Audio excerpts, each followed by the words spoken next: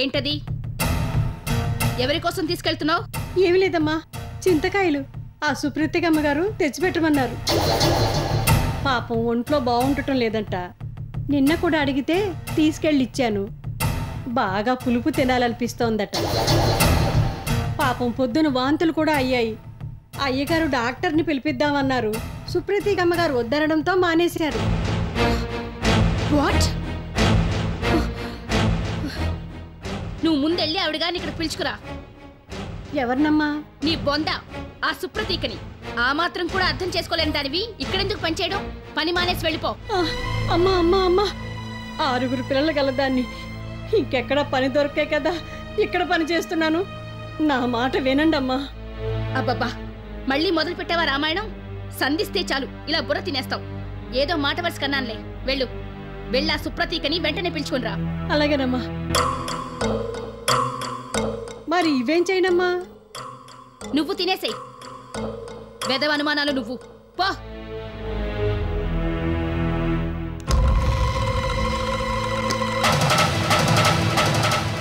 ఈ మధ్యనే నాకు పెళ్ళయింది.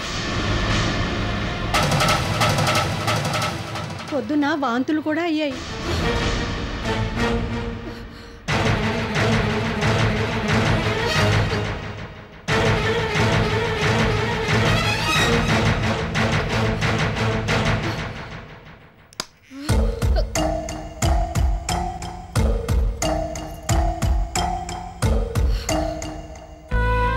ఏంటి మేడం పిలిచారా?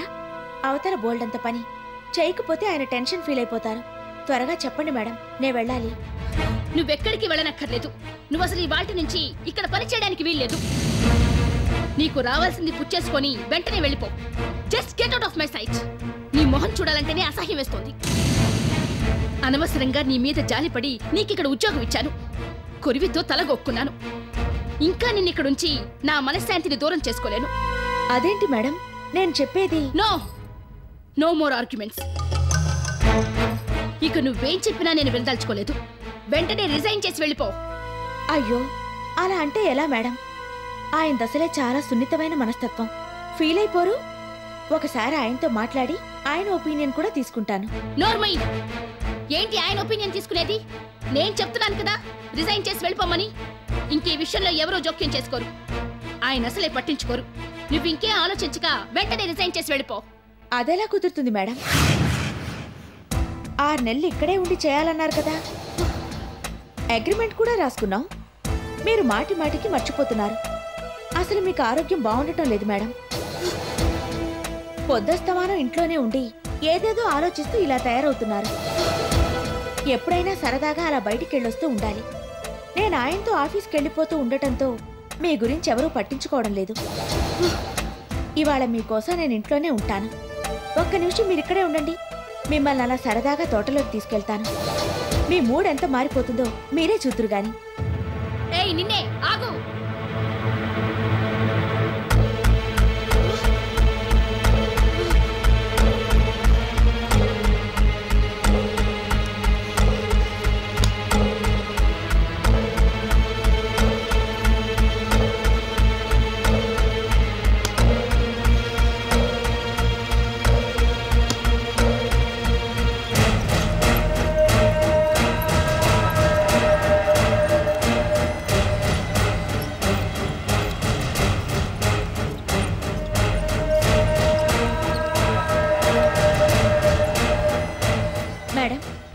మీరింకేం ఆలోచించొద్దు. మీరొక్కసారి నా మాట విని అలా తోటలోకి రండి. మనసుకి హాయిగా అనిపిస్తుంది. మిమ్మల్ని వేధిస్తోన్న సమస్యలన్నీ మీకు దూరం అయిపోతాయి. What do you mean? నేను చెప్తోంది వినిపించుకోవేంటి? అయినా నువ్వు నాకు సలహాలు ఇస్తున్నావేంటి? తప్పే ఉంది మేడం. మీ మంచి కోరేగా ఇలా చేస్తున్నాను. నా మాట నమ్మండి. మీ గురించి మీకు తెలియడం లేదు. ఏదేదో మాట్లాడి ఏదేదో చేస్తున్నారు.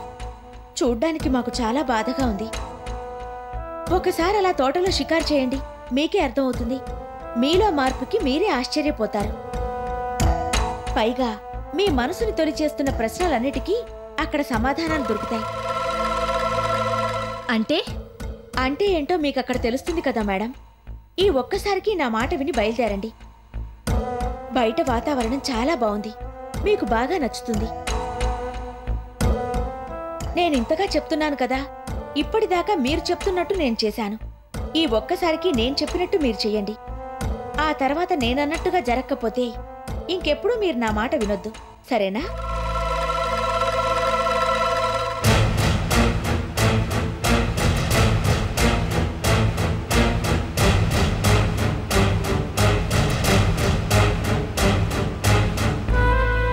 ఏంటి మేడం ఇంకా ఆలోచిస్తున్నారు?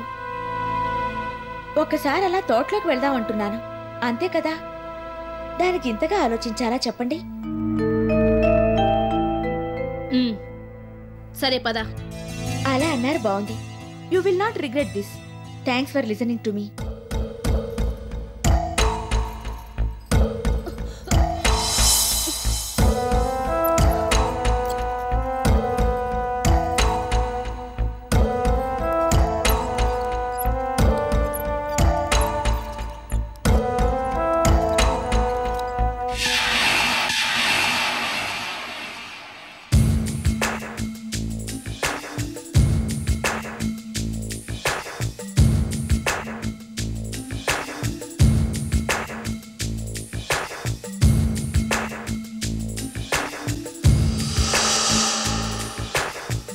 మీ మనసు తేలికవ్వడానికి నేనివాళ మీకు కథ చెప్తాను మేడం. కథ?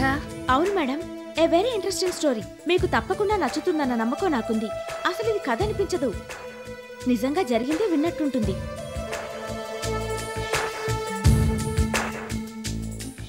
మేడం, వెదర్ చాలా బాగుంది కదూ?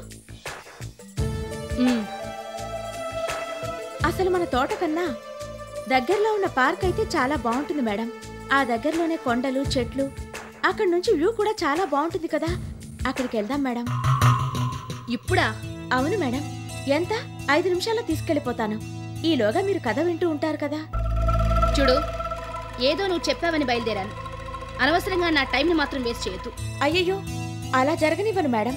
మీ సమయం నా సమయం పూర్తిగా సద్వినియోగం అయ్యేలా చేస్తాను. టైం అస్సలు వేస్ట్ కాలేదని ఆ తర్వాత మీరే చెప్తారు చూడండి. అయితే పార్క్లోకి వెళ్దామా మేడం? అక్కడి నుంచి కొండల దగ్గరికి కూడా వెళ్ళొచ్చు.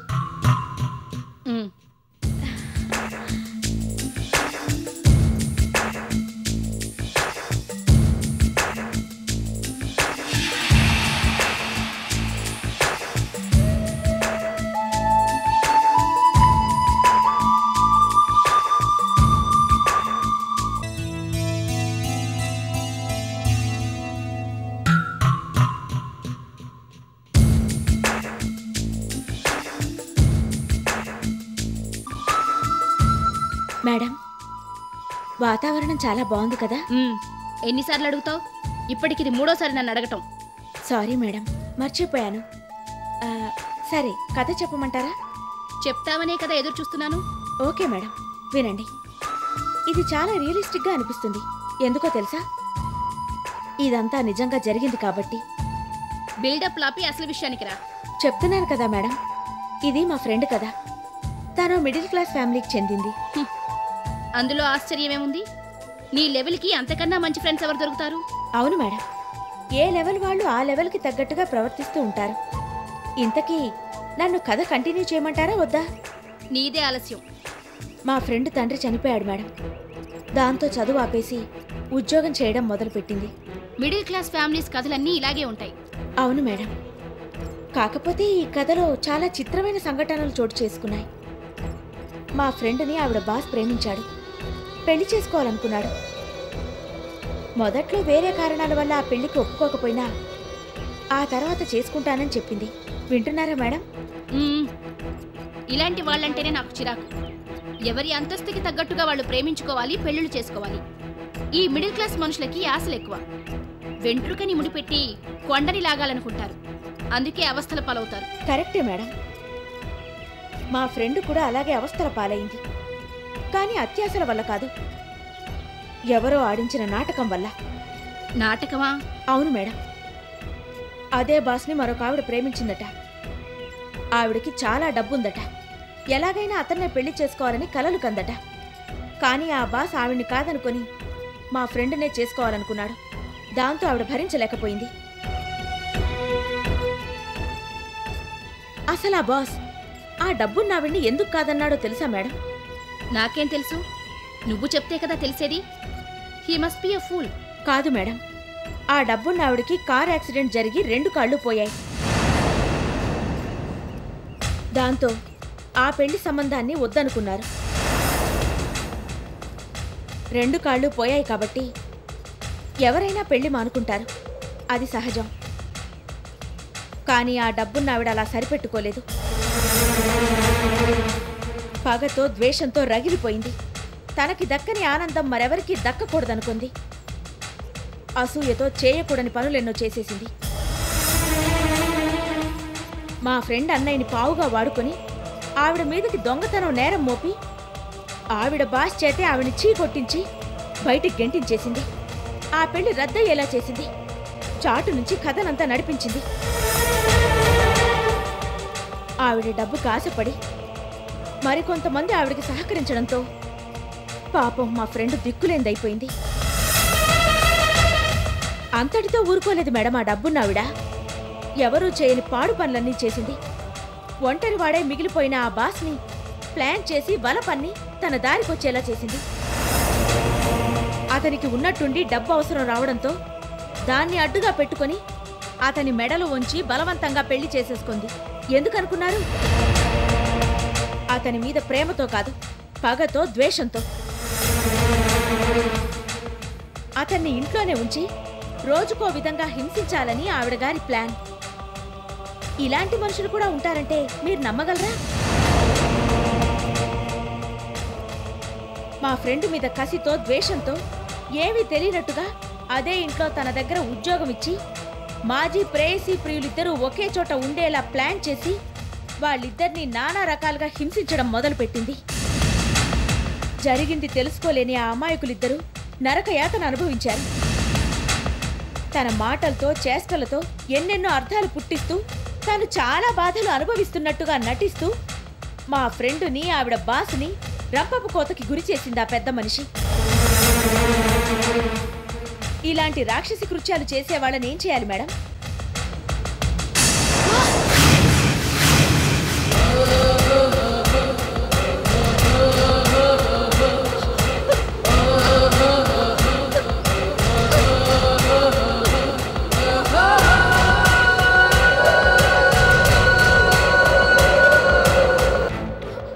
చెప్పండి మేడం, మాట్లాడరే.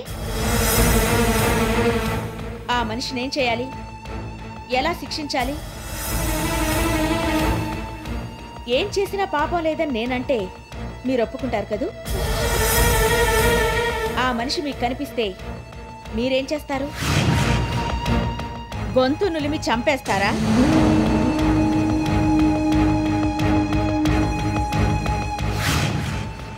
రివాల్వర్తో కాల్చి కాల్చి ఒళ్ళంతా తూట్లు పడి చచ్చేలా శిక్షిస్తారా?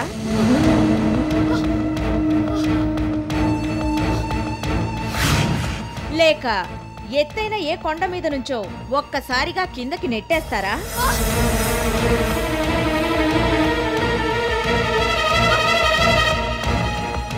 నేనైతే ఏం చేస్తానో తెలుసా మేడం? అలాంటి మనిషిని ఏం చేసినా పాపం లేదు మేడం. దేవుడు కాబట్టి క్షమించినా నేను మాత్రం క్షమించను. ఆవిడకి నేను విధించే శిక్ష ఇదే.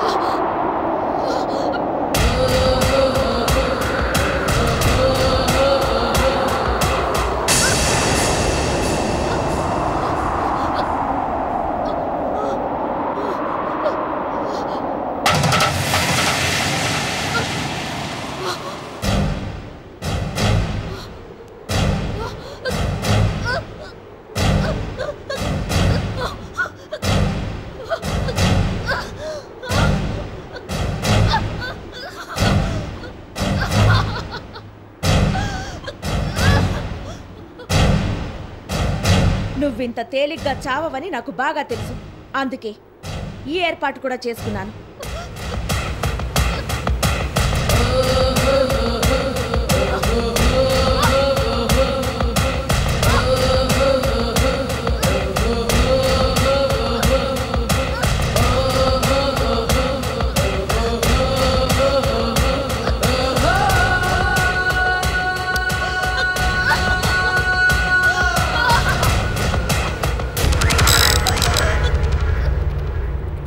It's loaded.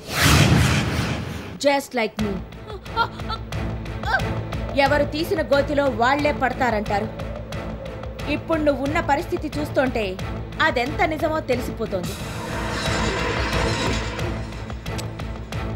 భయపడకు. ఒకే ఒక్క దెబ్బ నీకు తగిలినట్టుగా కూడా తెలీదు. నిమిషంలో నీ ప్రాణాలు గాల్లో కలిసిపోతాయి. నువ్వింత చేసినా నీ మీద కనికరంతో నేను నీకు అనాయాస మరణాన్ని విధిస్తున్నాను. జస్ట్ ఒక్కసారి కళ్ళు మూసుకో, సరిపోతుంది. ఆ తర్వాత కళ్ళు తెరిచే అవసరం కూడా నీకుండదు.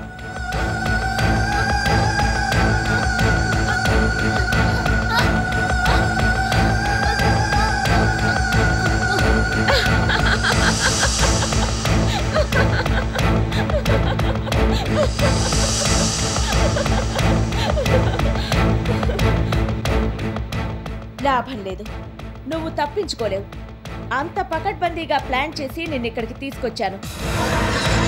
నువ్వివాడ ఇక్కడ దిక్కులేని చావు చావబోతున్నావు. It's inevitable. You cannot escape.